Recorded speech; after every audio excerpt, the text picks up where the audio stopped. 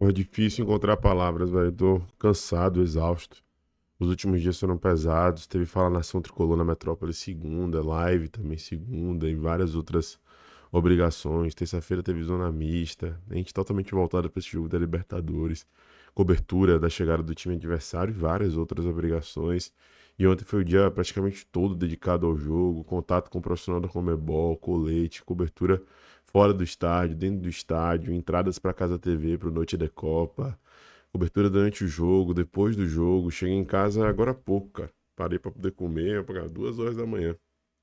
Tô morto de cansado, velho. Morto, exausto fisicamente, mas esse nem é o é o de menos, assim, fisicamente, né? A cabeça mesmo, o mental. E eu não vou mentir, sou sincero com vocês. Sempre que eu faço esse tipo de conteúdo de vídeo, eu venho aqui e digo assim, eu tô mentalmente muito abalado e cansado. A gente acaba ficando imerso em meio a esse processo e isso acaba, de alguma forma, em determinadas vezes, confundindo até os nossos sentimentos ali. A gente tem que superar e deixar para trás e deixar de lado. E hoje eu já tenho um geral Casa TV 10 horas da manhã. Tem live já no canal, às 20 horas tem live na Casa TV também, pós-rodada de Europa League, Champions League, e várias outras obrigações também ao longo do dia. E assim, eu tô exausto, velho. Eu tô exausto e eu sou só mais um, sabe? Em meio à torcida que se sacrifica, que se empenha, abdica de uma porrada de coisa para poder pagar um sócio, que tem um dia exaustivo, cansativo de trabalho e com sobrecarga, e ainda assim opta para poder ir para Fonte Nova, faz das tripas coração para poder manter as contas em dia, e ainda assim vai à fonte em busca de um lazer, de um entretenimento, para reencontrar amigos, para poder se distrair um pouco mais, e é retribuído dessa forma, sabe? Eu citei o meu exemplo, que os problemas são muito menores em relação a vários outros problemas bem mais pesados que a gente vê por aí, que existem no dia a dia, que existe dentro da nossa torcida, só para poder trazer aqui como é difícil, velho, às vezes ter aqui que vir falar e reivindicar e trazer algumas verdades. E tem gente que ainda não gosta, né? Que analisa sob apenas um prisma, que fica agindo como advogado do clube, com um protecionismo terrível, apontando o dedo. Eu tô falando isso aqui tranquilo, com toda a paz no mundo no coração. Já passou o estresse ali pós-jogo, já são 2 horas da manhã no momento que eu tô gravando esse vídeo aqui. Já, não vou dizer que superei, mas já assimilei o que aconteceu, sabe? Já tô trabalhando aqui, já vou ter que acordar cedo para poder fazer outras obrigações e entrar ao vivo de novo 10 horas da manhã e falar as mesmas coisas. Mas é difícil, velho. Encontrar palavras. Vexame, um dos maiores vexames dos últimos tempos. Primeiro, as negligências de 2025, e não tem como fugir disso, fizeram com que o Bahia não conseguisse se classificar de maneira direta para a Libertadores da América. Um time que tinha muita força dentro de casa, dentro de seus domínios, e fora se acovardava e deixava os problemas para resolver em casa, e empurrava os problemas com a barriga, e animicamente se abalava e já ia para os jogos derrotados, essa que é a verdade. Passou por um fracasso bizarro também, que foi construir um resultado dentro de casa contra o Fluminense e chegar no Maracanã, se acovardar, botar o regulamento embaixo do braço e ver o tempo passar e ver a eliminação chegar. E mais uma vez o Bahia não só foi muito covarde, como o Bahia foi muito frouxo. Hoje o time do Bahia é frouxo. Não foge em um, velho. Todos os caras que estão ali são frouxos. Talvez, e aí eu vou até fazer aqui o papel inverso, caras como Everton Ribeiro, que teve que ficar até o final, mesmo exausto, e teve que ficar para os pênaltis, mesmo exausto, porque é a única referência desse time em termos de liderança. E eu acho que ele ficou realmente por isso, eu acho que ele bateu o último pênalti realmente por isso, mas dá para ver que ele estava completamente exausto, cansado, mas teve culhão de ir lá até o final, mesmo errando. E aqui eu quero ser justo com isso. Del a mesma coisa. Eu soube, inclusive, Vitor que me relatou isso, não tem problema nenhum em falar, que Del que assumiu a responsabilidade de bater, porque teve gente que não estava disposta a bater, cara. E Del chegou e falou que ia bater. Foi o que foi visto ali por Vitor, que também é um cara de muito respaldo, muita credibilidade, e que fica ali no Oeste acompanhando de perto tudo que está acontecendo. Na beira ali do banco de reservas do Bahia, acompanhou o diálogo, viu tudo o que ocorreu. Mesmo que não ocorra isso, o fato de ter um moleque de 17 anos batendo um dos pênaltis em uma decisão como essa mostra que, no mínimo, ele tem culhão. No mínimo ele tem personalidade, atitude, talvez até a escolha de Ceni tenha sido equivocada, de colocar um moleque de 17 anos em uma situação como essa, né? Arriscada como essa. Eu até não acharia nenhum absurdo e até apoiaria se ele começasse com o Del como titular da vida, por exemplo. Né? E achei bom ele colocar Del no decorrer do jogo. Não junto com o Everaldo, acho que isso foi decisão precipitada. Eu entraria com Sanabria e Del do que Everaldo e Del no jogo, por mais que provavelmente ele tenha colocado Everaldo também pensando na disputa de pênaltis, porque apesar de tudo, Everaldo é um excelente batedor de pênalti e provou isso fazendo o gol. Beleza, né?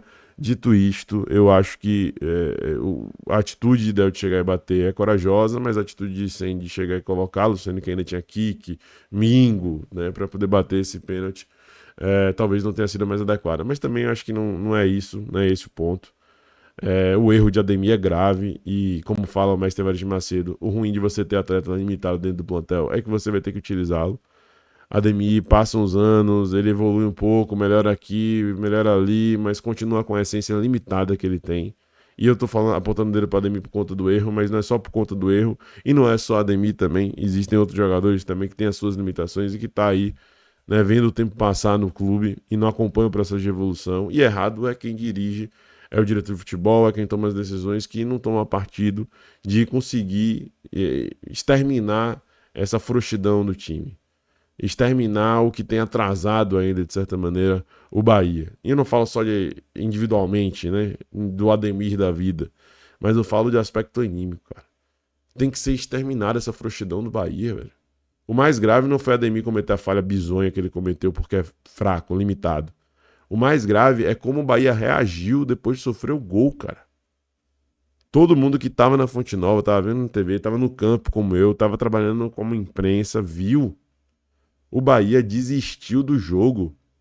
Os jogadores estavam passando a sensação de desespero tão grande que a impressão que dava é que eles estavam mais dispostos a terminar o jogo naquela hora e logo para os pênaltis por conta do medo proveniente da covardia do O'Higgins fazer o segundo gol e se classificar de maneira direta dentro do jogo, cara. O Bahia é um time frouxo. Esse Bahia de Rogério Ceni, infelizmente eu afirmo isso, é frouxo. E eu espero que isso seja recepcionado por quem está no clube de maneira inteligente, não de maneira reativa. Não por picuinha, por querer apontar o dedo, por ser advogado, por protecionismo, por não saber lidar com crítica e entender o papel do outro lado, o que o outro lado passa, o que o outro lado sacrifica para estar ali. Eu espero que isso seja recepcionado de maneira inteligente, não de maneira reativa, inconsequente, burra, ignorante. O Bahia é um time frouxo e essa frouxidão tem que ser exterminada. Se for para mandar jogador embora, integrante de comissão técnica, técnico, ou seja o que for, eu acho que não é o caso, tá? De Ceni. Porque Ceni tem muitas limitações, problemas, algumas desobediências, decisões equivocadas. Isso foi mostrado de maneira clara nesses jogos, inclusive. Esse processo transitório talvez ele não esteja conduzindo da maneira mais adequada, do time deixar de ser uma equipe técnica para ser uma equipe com mais força, com mais consistência, com mais solidez. Ele está perdendo aspectos bons dessa busca pela solidez e também perdendo aspectos bons do jogo de controle, de posse, do jogo mais técnico. Ele está no limbo ali, no meio do caminho, e o time está sem conseguir desabrochar e mostrar até o que já foi construído de bom nessa trajetória e que, em tese, faz parte da essência do time. Mas eu não tenho como apontar o dedo e falar que Ceni, por exemplo, não tem mentalidade vencedora. Eu duvido. Eu duvido que ele não tenha xingado os jogadores no vestiário, passado até do tom, do nível, ter ficado puto da vida, chateado. É um cara que trabalha, um workaholic, que fica aí até de madrugada, já vai estar treinando no CT cedo. Eu sei de tudo isso, e isso daí não tem como reclamar de Rogério. Tem como reclamar das decisões e tem como reclamar, e como ele e a diretoria não conseguem ter culhão suficiente para poder mudar essa frouxidão que está impregnada hoje no clube. O Bahia é um time frouxo, covarde. Covarde. Queira ouvir ou não, essa é a realidade. É um time covarde, o time do Bahia. Tem muito jogador covarde, que foge do pau, que foge da responsabilidade, que foge do problema. Meu irmão, o Bahia tomou o gol, era para mostrar energia, cativar o torcedor, chamar ele para perto de novo. O Bahia fez o gol e se aputanhou, pô. Time frouxo, irmão. tentando analisar a Copa meio cheio, não tem como analisar a Copa meio cheio, né? Mas conjecturando aqui, trazendo talvez perspectivas que ao menos essa eliminação, e que eu não queria que acontecesse, ninguém eu imagino, faça com que os caras não tenham mais desculpa com relação à performance em Brasileiro de Série A, é brigar pelo título. Faça com que os caras não tenham desculpa em Copa do Brasil, questão física, baboseira, lenga-lenga. É brigar pelo título também na Copa do Brasil. Se vai conseguir ou não, aí só o tempo dirá. Só o nível de frouxidão vai determinar. Às vezes o nível de qualidade mais elevado do adversário também vai determinar, que não era o caso do O'Higgins, por exemplo. Mas que brigue, que esteja ali, que busque o topo. Agora é obrigação dar uma resposta à altura para o torcedor.